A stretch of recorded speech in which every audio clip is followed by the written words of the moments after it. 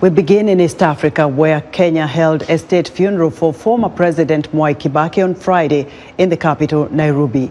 Kibaki is credited with reviving Kenya's then ailing economy, but his tenure also was marred by deadly violence that killed more than 1,200 people following his disputed re-election in December 2007. Paul Ndiho has more. Kenyans held a state funeral Friday for former President Mwai Kibaki, who died last weekend, whose decade in power was marked by economic revival, scandal and violence. Kibaki, whose death was announced last Friday, was praised by Kenya's current leaders as a respected statesman. He was 90 years old. Authorities declared Friday a public holiday in honor of Mwai Kibaki, who served 2 terms as president from 2002 to 2013. Several African leaders are among the dignitaries who attended the state funeral in Nairobi. Hundreds of Kenyans stood by the roadside to watch a military procession escorting the hearse to the National Stadium, where thousands more had gathered since early morning. For John Wanyoki, Kibaki's tenure was a foundation for a better future. Microfinance Kenya women Microfinancing for Kenyan women and others started during Mwai Kibaki's tenure, and the foundation he put for Vision 2030 gave us hope for the future. The sense of harmony he created has contributed to peace in Kenya.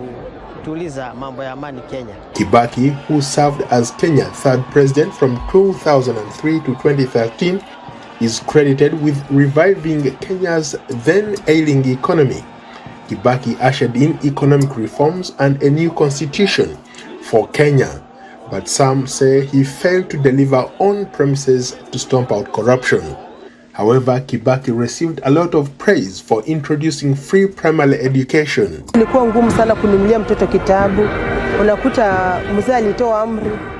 It was difficult even to afford school books for our children.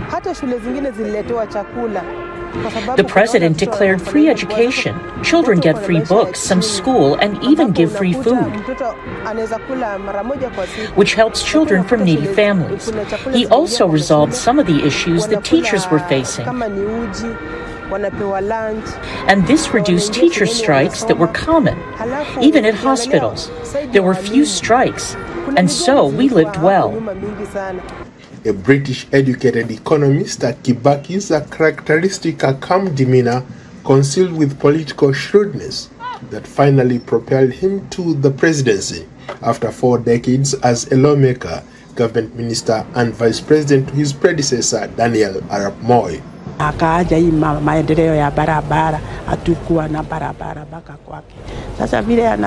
initiated the development, the construction of roads. We never had good roads. He was polite and kind. Whenever we went to him for any help, he was also willing to help, especially for us women. That is why we have come out in large numbers to pay our respects. Mwai Kibaki will be buried tomorrow Saturday at his country home in Othaya, NYERI County. Paul Ndiho, VOA News, Washington. For more on how Kenya's 3rd president, Mwai Kibaki, is being remembered, I'm joined by Africa 54 managing editor Vincent Makori. Vincent, great to have you here. You've covered President Kibaki over the years while back in Kenya. How will he be remembered? Definitely, we've seen that many Kenyans will remember in different ways. But at the national level, there's one thing that President Kibaki did that was amazing. He demystified and humanized the presidency. Kenyans had for decades lived under a rule of terror. The previous president that he inherited, or rather he succeeded, Daniel Arap Moi, was a feared man. He's a person who made people tremble in their boots. But Kibaki came in, he became more human. In fact, his speeches were laced more with humor than threats, which was a kind of a common thing in the past regime.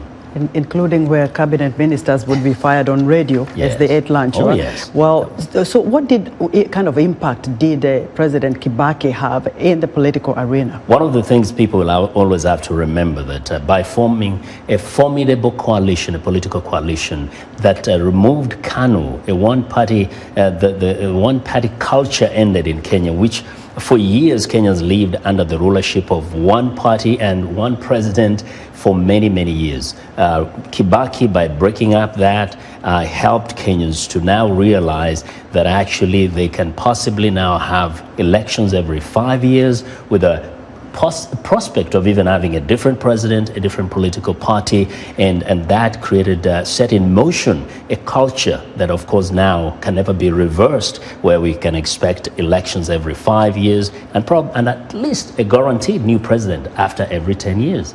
And what can the current political leadership in Kenya learn from the late president? Yes, it's how quickly Kibaki turned the country around after nearly 25 years of economic decline and political terror, that actually you can, if you put your mind to it and you're determined to work for your country, resolve so many issues, including economic and political, within the shortest time possible, and put a country in a path of development and peace. And very quickly, what about the youth of Kenya? What can they learn from the late Kibaki? Well, that he was a man who believed that you have to work hard in order to help the country move forward. Do not sit back and wait to be given. He always said, you have to engage yourself and do something, and we can help you.